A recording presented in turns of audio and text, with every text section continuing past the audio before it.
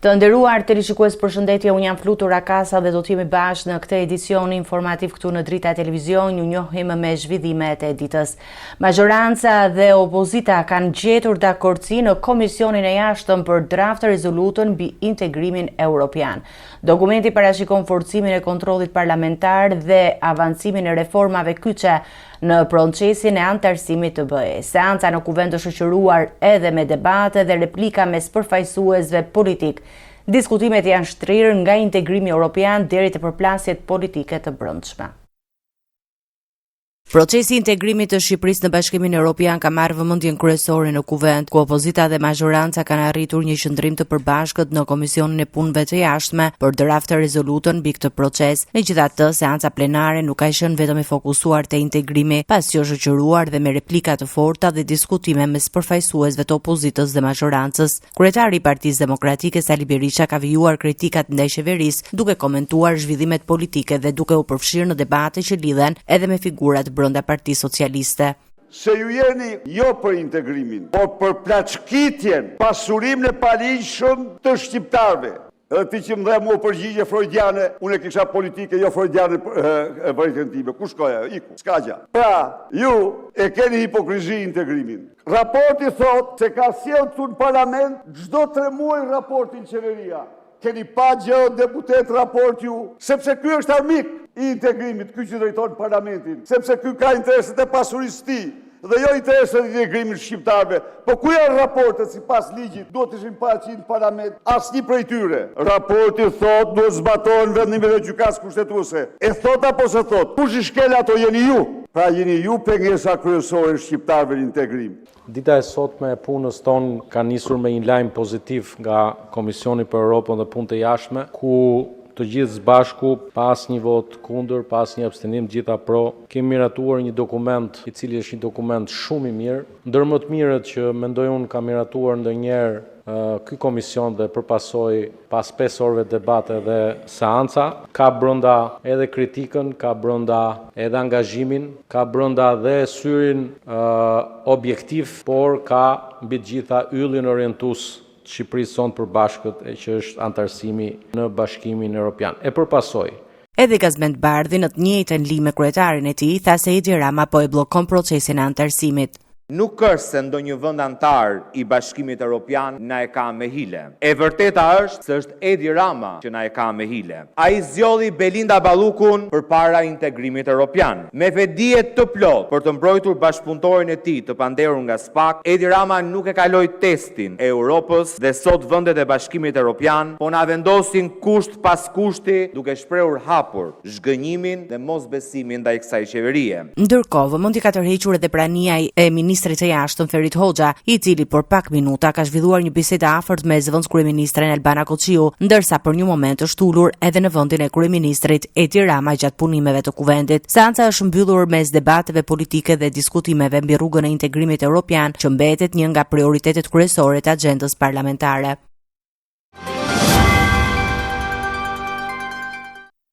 Komisioni i Jashtëm ka miratuar me konsensus draftin final të rezolutës për procesin e antarësimit të Shqipërisë në Bashkimin Evropian.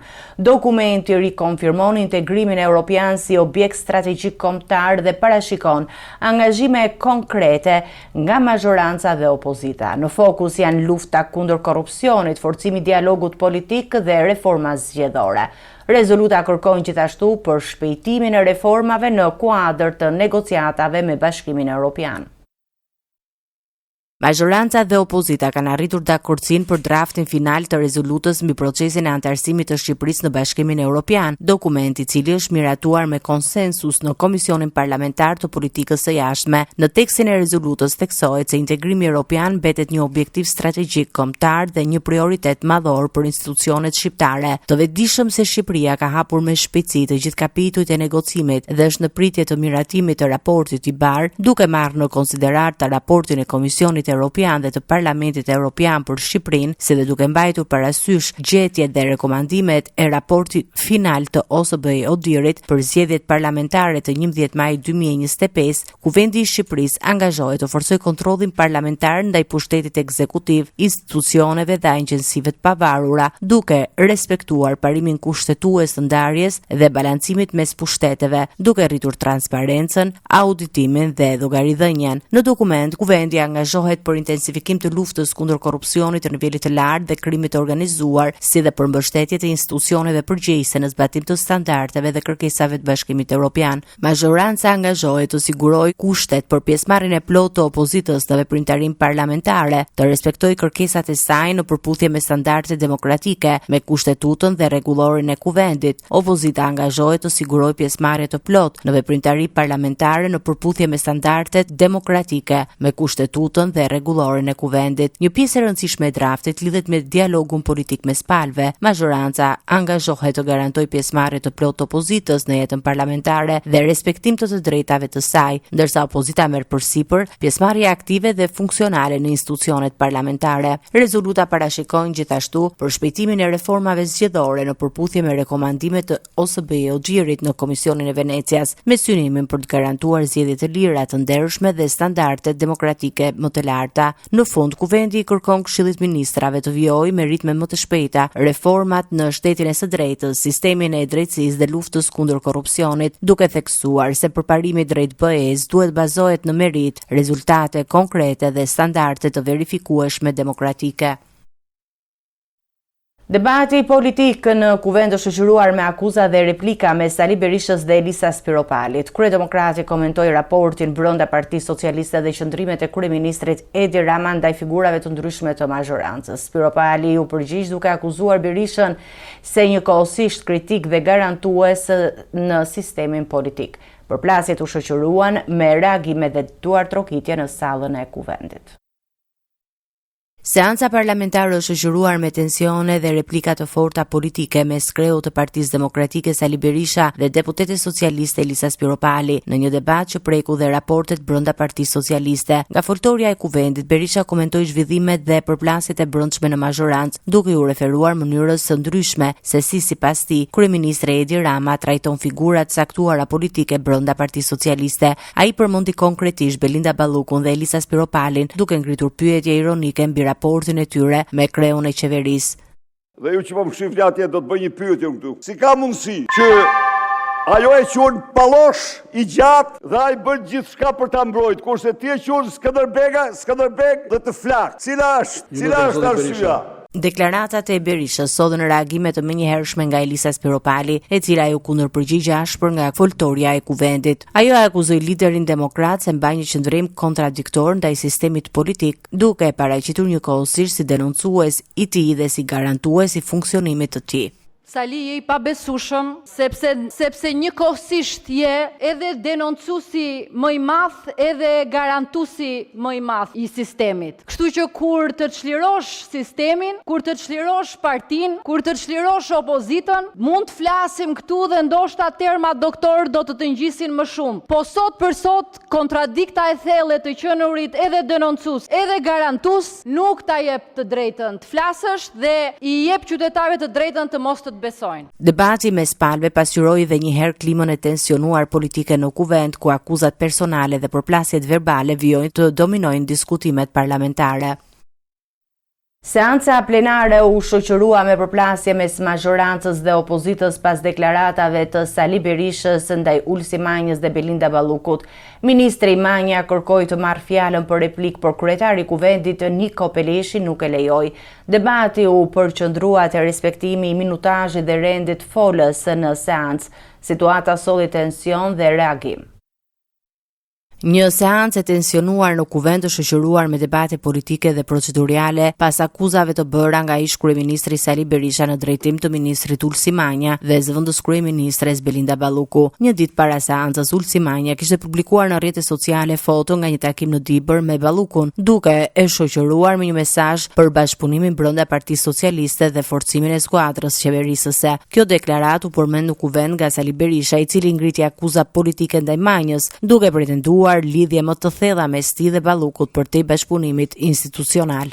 Prandaj ikenaj, prandaj jam bathaj, prandaj e merr ku është Luziu, që merr Lubin në Peshkopi, e merr se ja ka dosjen Luziut. Ja u them unë ju, ja ka krijuar dosjen me Oltën Bistrin. Ndaj vaj peçelepe i thot asaj. Pas këtyre deklarimeve, Manja kërkoi të drejtën e fjalës për të replikuar, por kryetari i kuvendit Niko Peleshi nuk e lejoi ndërhyrjen, duke argumentuar se seanca po zhvillohet me minutazh të përcaktuar dhe sipas listës së folësve. Zoti Manja nuk ka fjalë për procedurë sepse jemi me minutazh të përcaktuar. Nuk ka as replika as procedurë se jemi me minutazh. Zoti Balla e ka fjalën. Zoti Taulan Balla përgatitet zoti Gazmend Bardhi. Ju lutem, nuk mundet, jemi në diskutime me minutazh të përcaktuar. Në orën 16:30 duhet mbarojnë gjithë diskutimet. Zoti Balla, unë nuk jam Niko. Ju lutem. Zoti Balla përgatitet zoti Gazmend Bardhi. Zoti Manja, e tham që në fillim, mos I ngelet atri askujt, është me minutazh të përcaktuar, nuk mund të ndërpritet për procedurë, nuk mund të ndërpritet për replik. Jo, kur të vi radha do flisni. Kur t'ju vi radha. Seanca u shoqërua me reagime edhe nga opozita, e cila ndoqi me vëmendje përplasjen procedurale në sallë.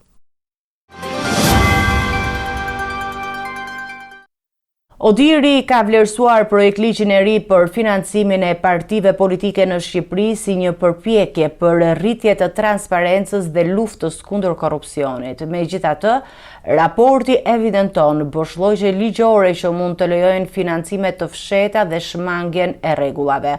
Organizata kërkon ndalim të qartë të donacioneve të maskuara dhe forcim të mekanizmave të kontrollit. Sipas raportit, pa rregulla më të forta dhe mbikëqyrje efektive, sistemi mbetet I cënueshëm ndaj abuzimeve. Zyrat për institucione demokratike dhe të drejtave të njeriut pranë OSBE ODIR ka publikuar vlerësimin për projektligjin e ri mbi financat e partive politike në Shqipëri, duke konsideruar atë një hap pozitiv drejt rritjes së transparencës dhe kontrollit mbi financat politike, por njëkohësisht ka ngritur shqetësime serioze për boshllojqet ligjore që mund të lejojnë shmangje të rregullave dhe financime të fshehta. Në raport thuhet se nëse zbatohet siç duhet, drafti mund të ndihmojë në forcimin e standardeve demokratike dhe luftën kundër korrupsionit. Nëse zbatohet në mënyrë efektive, dispozitat e projektligjit duhet të ndihmojnë në luftimin e korrupsionit, të rrisin transparencën dhe të kontribojnë në krijimin e një fushë loje të barabartë për partitë politike në Shqipëri. Ka disa fusha që kërkojnë vëmendje për të mbyllur boshllojqet e mundshme ligjore që mund të shfrytëzohen për të anashkaluar rregulloret e financimit të partive politike dhe të fushatave. Hartuesit duhet të marrin në konsiderat një ndalim të qartë të donacioneve të bëra në emër të një personi tjetër, thuhet në raport. Megjithatë, organizata thekson se drafti ka mangësi të rëndësishme që duhet të korrigjohen për të shmangur abuzimet me financimet politike. Sipas raportit, ekzistojnë boshllojqe që mund të shfrytëzohen për të anashkaluar kufizimet ligjore. Mospërputhjet midis këtyre instrumenteve, së bashku me boshllojqet rregullatore në fusha të tilla si kredi, financim nga palët e treta dhe zbatimi duhet të dëmtojnë koherencën dhe efikasitetin e përgjithshëm të sistemit dhe mund të rezultojë me boshllojqe ligjore. Duhet të përfshihen rregulla më të qarta dhe më të qëndrueshme për vlerësimin e kontributeve në natyrë, duke përfshirë shërbimet dhe mbështetjen tjetër jo monetare. Lista e sanksioneve sipas projektligjit duhet të mbulojë të gjitha detyrimet thelbësore të përcaktuara në projektligj, duke përfshirë edhe marrjen e donacioneve nga burime të ndaluara, thuhet në raport. Një nga rekomandimet kryesore lidhet me ndalimin e donacioneve të fshehura ose të maskuara përmes personave të tretë. Rekomandohet që projektligji të përfshijë dispozita që adresojnë financimet nga palët e treta, duke përfshirë situata kur palët e treta kryejnë shpenzime në emër ose për përfitimin e partive politike. Për këtë qëllim, hartuesit e ligjeve duhet të prezantojnë një përkufizim të qartë të asaj që nuk kuptohet me financim nga palët e treta, duke siguruar njëkohësisht që të njëjtat kufi ekzistues për donacionet për partitë politike dhe rregullat mbi shpenzimet dhe raportimin zbulimin politik si ato që zbatohen për partitë politike, të zbatohen edhe për subjekte ose persona të tillë, evidenton ODIR. Shqetësim tjetër I ngritur është edhe fakti që shumë shumë rregulla të rëndësishme i delegohen më vonë Komisionit Qendror të Zgjedhjeve. Të parashikohet një kuadër rregullator gjithëpërfshirës që rregullon kredit për partitë politike, duke përfshirë dispozita mbi burimet e lejuara, kufizimet, garancitë dhe kushtet e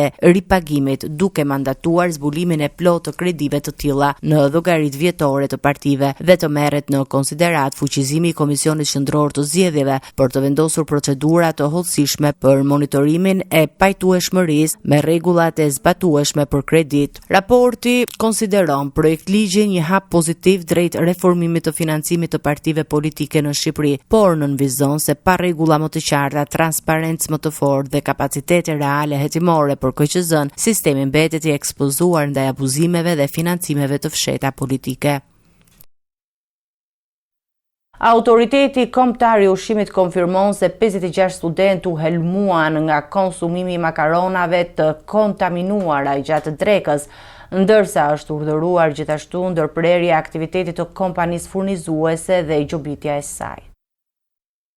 Autoriteti kombëtar i ushqimit ka konfirmuar se studentët e Akademisë së Policisë janë helmuar nga konsumimi i makaronave të kontaminuara me bakteret Escherichia coli dhe Staphylococcus. Sipas AKU-s, analizat tregojnë se produkti ushqimor është kontaminuar gjatë procesit të përgatitjes së ushqimit, pasi njëjti produkt në gjendje të papërpunuar ka rezultuar i sigurt në analizat laboratorike të ISUV-it, duke dalë brenda rregullave të sigurisë ushqimore. Nga verifikimet rezulton se makaronat e kontaminuara janë konsumuar gjatë vaktit të drekës nga studentët, duke shkaktuar simptoma helmimi tek 56 prej tyre. AKU thot se pas konstatimit të rastit ka ndërmarrë masa administrative dhe ligjore ndaj kompanisë furnizuese Sorial, e cila operonte pranë forcave të armatosura. Është marrë masa e ndërprerjes së aktivitetit të kompanisë Sorial dhe është kërkuar pastrimi dhe disinfektimi i plotë i ambienteve ku përgatitej ushqimi, thuhet në njoftim. Gjithashtu, subjektit i është vendosur një gjob me vlerën 1.500.000 lekë për shkelje të sigurisë ushqimore dhe kushteve higjieno-sanitare të papërshtatshme. Në përfundim të inspektimit, kompanisë i është lënë detyrë edhe për të asgjësuar produkte të bllokuara, ndërsa autoritetet vijojnë monitorimin e situatës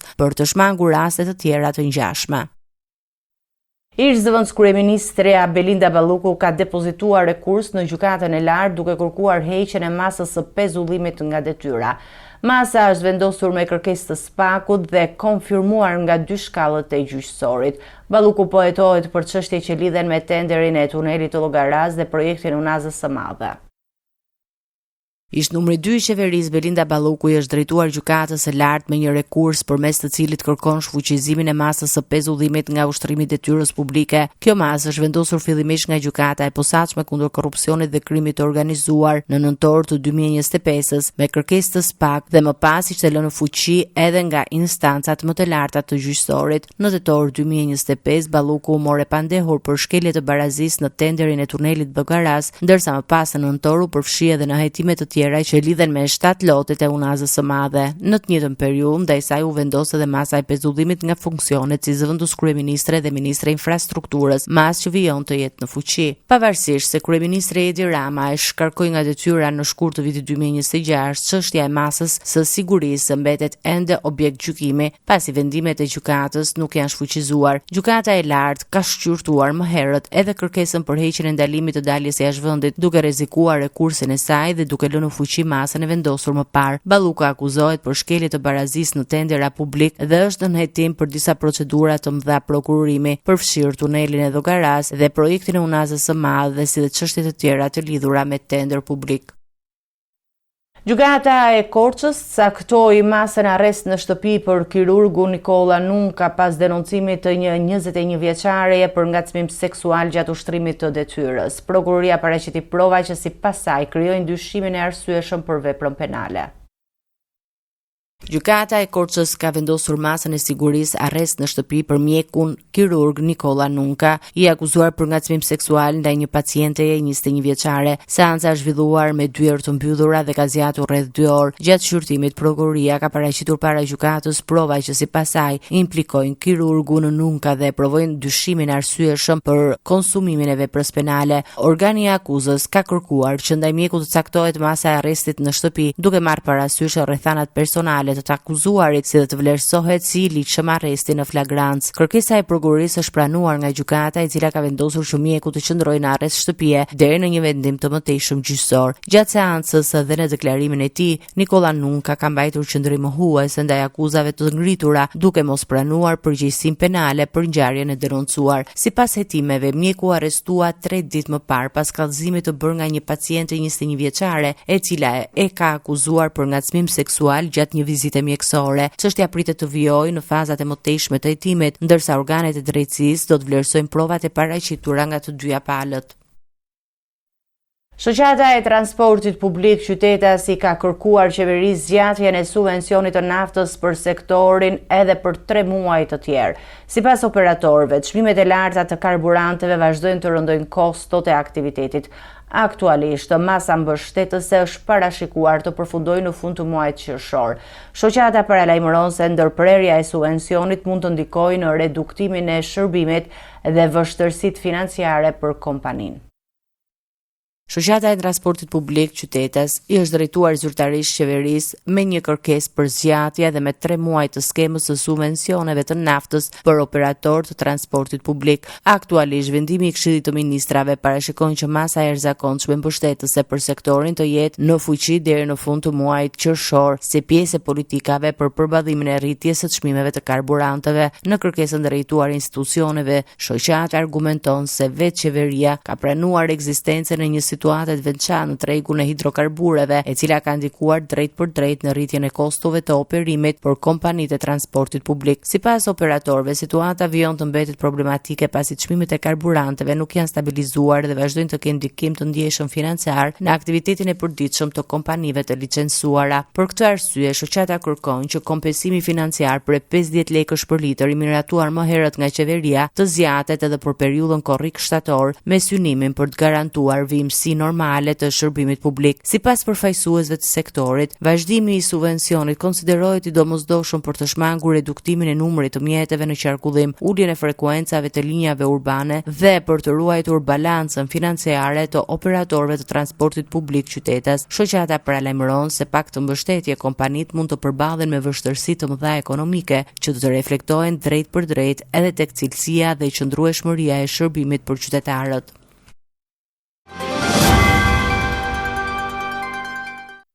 Ecime të tjera zhvillime, kryetari i degës së vetëvendosjes në Skënderaj Hysni Mehani akuzon kryetarin e komunës Sami Lushtaku dhe truprojën e tij për sulm fizik dhe marrje të telefonit personal. Lushtaku i mohoi akuzat dhe flet për provokim ndaj tij.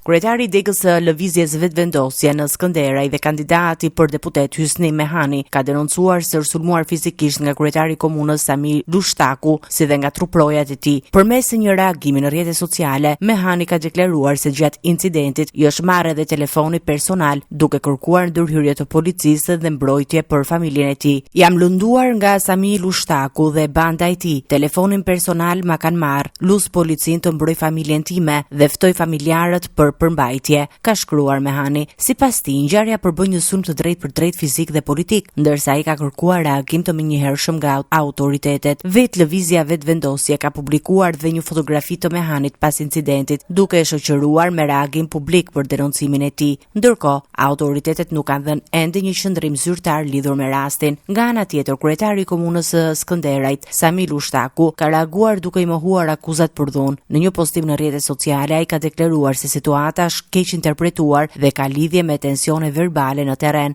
Lushtaku ka pretenduar se është provokuar dhe etiketuar me terma fyes, duke shtuar se qytetarët kanë reaguar në atë situatë. Ai ka akuzuar gjithashtu për përpjekje politike për ta diskredituar. Rasti mbetet në pritje të verifikimeve nga institucionet përkatëse, ndërsa palët kanë dhënë versione të kundërta mbi ngjarjen.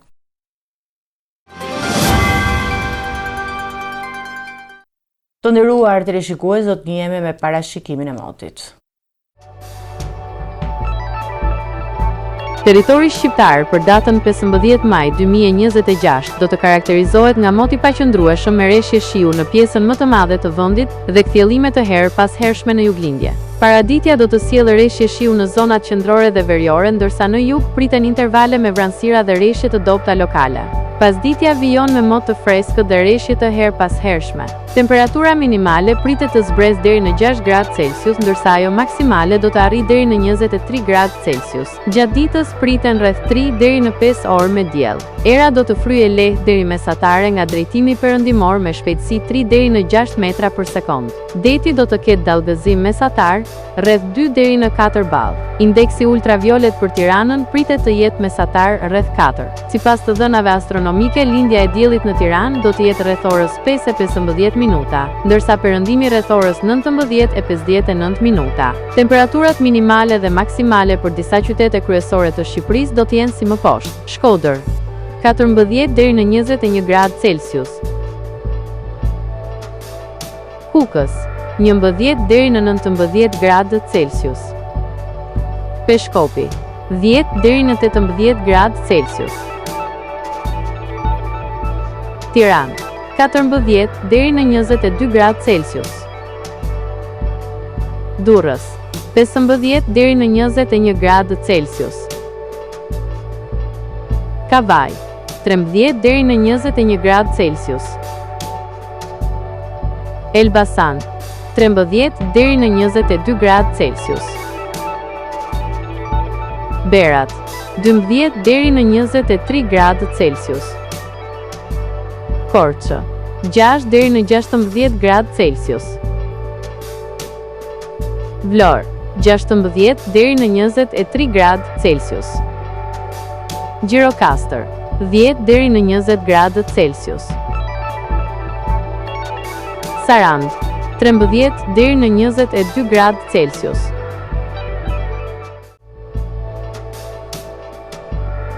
Territori i Kosovës për datën 15 maj 2026 do të karakterizohet nga mot i ndryshueshëm me intervale me diell dhe reshje lokale në disa zona. Paraditja do të jetë kryesisht me vranësira të pjeshme, ndërsa pasditja sjell fillime në pjesën më të madhe të territorit. Reshje të lehta shiu priten në disa zona perëndimore dhe lindore. Temperatura minimale pritet të zbresë deri në 9 gradë Celsius, ndërsa ajo maksimale do të arrijë deri në 20 gradë Celsius. Era do të fryejë lehtë nga drejtimi veriperëndimor me shpejtësi 2 deri në 5 metra për sekond. Indeksi ultraviolet për Prishtinën pritet të jetë mesatar rreth 5. Sipas të dhënave astronomike, lindja e diellit në Prishtinë do të jetë rreth orës 5:06 minuta, ndërsa perëndimi rreth orës 19:57 minuta. Temperaturat minimale dhe maksimale për disa qytete kryesore të Kosovës do të jenë si më poshtë. Mitrovica, 10 deri në 20 gradë Celsius. Podujev, 9 deri në 19 gradë Celsius. Skënderaj, 11 deri në 19 gradë Celsius. Pej, 10 deri në 16 gradë Celsius. Prishtinë, 11 deri në 20 gradë Celsius. Gjakov, 10 deri në 19 gradë Celsius. Malishev, 11 deri në 19 gradë Celsius. Gjilan, 10 deri në 19 gradë Celsius. Ferizaj, 9 deri në 20 gradë Celsius. Kaçanik, 10 deri në 19 gradë Celsius. Suharek, 11 deri në 19 gradë Celsius. Prizren, 9 deri në 20 gradë Celsius. Ishte gjithçka e përgatitur në këtë edicion informativ. Për më shumë zhvillime klikoni në faqen tonë zyrtare drita.tv, mund na ndiqni në rrjetet sociale Facebook, Instagram, YouTube, ku jemi me përditësime në çdo kohë. Vazhdoni të qëndroni në shoqërinë e televizionit Drita, bashkë miru takofshim në edicionin e ardhshëm.